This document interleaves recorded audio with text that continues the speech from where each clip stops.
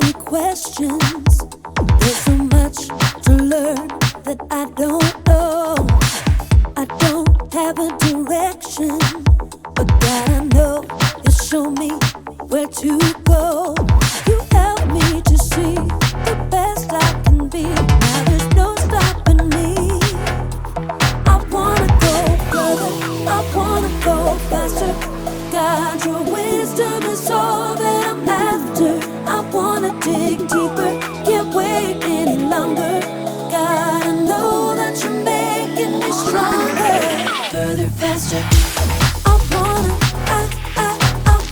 go further. I wanna go further, faster. I've got so many questions. There's so much to learn that I don't know. I don't have a direction, but God, I know you'll show me where to go. You help me to see the best I can be. Now there's no stopping me. I wanna go further, I wanna go faster. God, your wisdom is all that I'm after. I wanna dig deeper, can't wait any longer. God, I know that you're making me stronger. Further, faster. I wanna go further. I wanna go further, faster. Your way is the good life. Won't you show me? Won't you show me?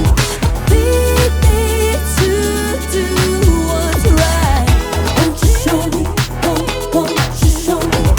Your way is the good life. Won't you show me? Won't you show me? Lead me to do what's right. Won't you show me? I wanna go further, I wanna go faster. God, your wisdom is all that I'm after. I wanna dig deeper, can't wait any longer. God, I know that you're making me stronger. I wanna go further, I wanna go faster. God, your wisdom is all that I'm after. I wanna dig deeper, can't wait any longer. God, I know that you're making me stronger. Further, faster. I wanna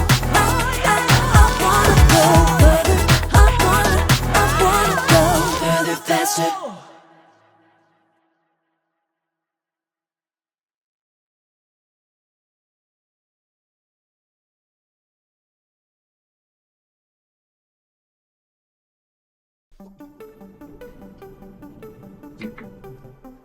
Hey, welcome to Storyland. This week, we're taking a look at how very important it is to take a look at yourself.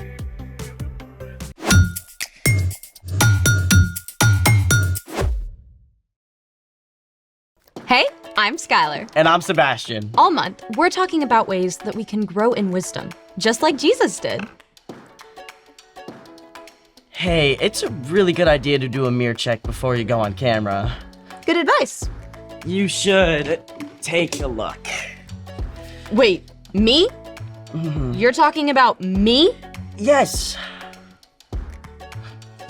Well, what'd you have for lunch today? A BLT? Bacon, lettuce, tomato. Here, look.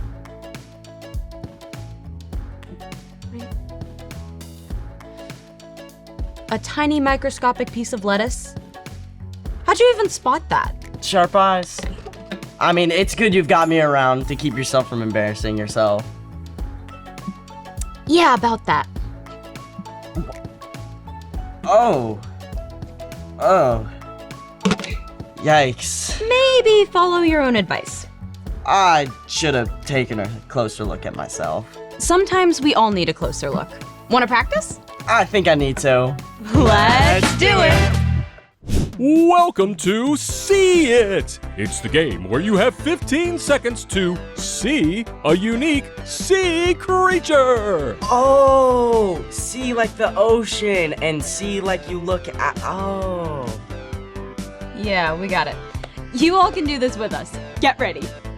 For your first challenge, you're looking for this clownfish in a coral reef. It's time to see it. I don't even know where to look. Do you guys see it? It's so colorful. Oh, wait, is that? No. Come on, come on. Got it! Wait, where was it? Oh. Yeah, I should have seen that. I can do better. Here's your second See It challenge. Find this purple bat star in the kelp forest. That star? Kelp forest. And now it's time to see it. Oh, this one's even harder. So pretty. Can you guys see it? It's gotta be... Wait. I see it! I see it! Where? Right over there! Way to go! You spotted the bat signal. Can we look for one more? In a little while. But right now, it's time to look at... The story before the story. Today, we're in the book of Matthew. Matthew is one of the 4 books called the Gospels. These books tell the story from the life of Jesus. Matthew was written down by one of Jesus' followers, a tax collector whose life was turned upside down by his friendship with Jesus. When Jesus was about 30 years old, he began to travel from town to town, teaching and healing. Everywhere Jesus went, big crowds gathered. Many sick people were desperate to be made well, and Jesus healed them. But Jesus also cared about people's hearts and minds. So, he showed them what it looks like to love God and love others. Which is where our story starts. Take it away. Hey everyone, I'm Jen. One day, early in his ministry, Jesus went up on a mountainside to teach his followers. Soon, a huge crowd gathered. The amazing truths Jesus taught during that time have come to be known as the Sermon on the Mount. Today, we're taking a look at one of these truths. Here goes. Do not judge other people. Then you will not be judged. You will be judged in the same way you judge others. You will be measured in the same way you measure others. You know the first thing that comes to my mind when I hear about judging? Order in the court. Jesus wasn't talking about the kind of judge who takes charge in court. Jesus was talking about us. One meaning of judge is to form a negative opinion about someone or something. And we judge people all the time, without even thinking of it. She's stuck up. She's kind of weird. He's so rude. It's easy to judge, but you don't know the whole picture. Maybe their parents were arguing at home. Maybe they're struggling in class or have a stomach ache. In fact, everyone you meet has their own story, just like you do.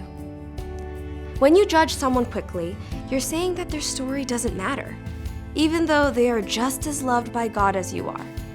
So Jesus told us not to judge others. After all, you don't want them to judge you either.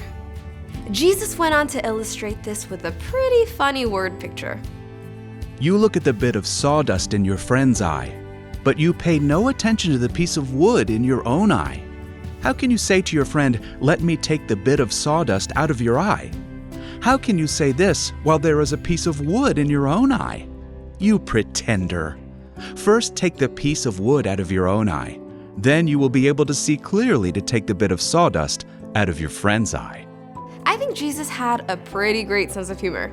I mean, when was the last time you walked around with a giant campfire log sitting in your eye? Well, you really messed up. Jesus was using something called exaggeration to help us understand an important idea. It's super easy to point out where someone else is wrong or needs to change. But while we're making a big deal of their speck-sized problem, usually we're ignoring our own log-sized problems. Until you take an honest look at yourself, you're in no shape to help someone else. Maybe you're on a road trip and you are sick of your sisters whining about how long it's taking. You just want to yell. You are such a crabby pants. But when you stop and think about it, you realize that you have spent the whole trip so far griping about Dad's music and how Mom packed the wrong snacks. Everyone, I'm sorry for complaining so much. This doesn't mean that you should never help others grow, but Jesus made it clear that your first priority is to ask God to help you look at yourself and see where you can change.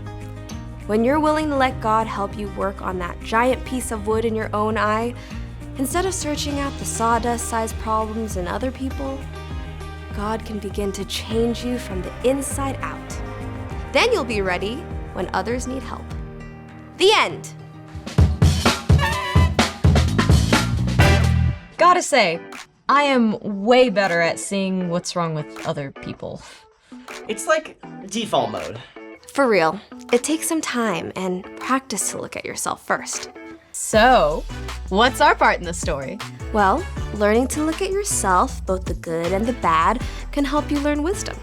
Wisdom is finding out what you should do and doing it. Like treating others with kindness instead of judging them. Honestly, a lot of times, I just forget. Looking at what I need to change can feel not good. It's important to remember that God made you and loves you, no matter what you struggle with. The love is so deep, God wants to help you become more and more like Jesus. One place to start is by taking a look at what bugs you most about someone else. Often it's something that you struggle with too. Like, if I get annoyed with the kid who always argues with the teacher. Start paying attention to whether that's something you do too. It's like we all have these blind spots about ourselves. That's true. Another way to see yourself more clearly is to pay attention to your emotions. When you get angry or feel anxious, what's behind it? Big emotions can actually give you a clue to areas where you might need some help. Sometimes I find myself upset or on the edge and I don't even know why. That's a great time to stop and ask God to show you what's going on inside of you. Get curious. God might even lead you to ask a parent or trusted adult about it too. Get curious about me. I like that. When you allow God to change you from the inside out, then you're in a much better place to make wise choices. And help others who need you. I think you've got it. See you next time. So here's the thing. When you see yourself clearly, you can make the wise choice. And we can all use some seeing practice. Ready for another round of See It? You betcha! For your next challenge, find the thorny seahorse in the seagrass meadow. Thanks for joining us in the Story Lab. See you next time. It's time to see it. That was a tricky one. There's a lot of stuff in this one. Wait, is that? Oh, no, that's not it.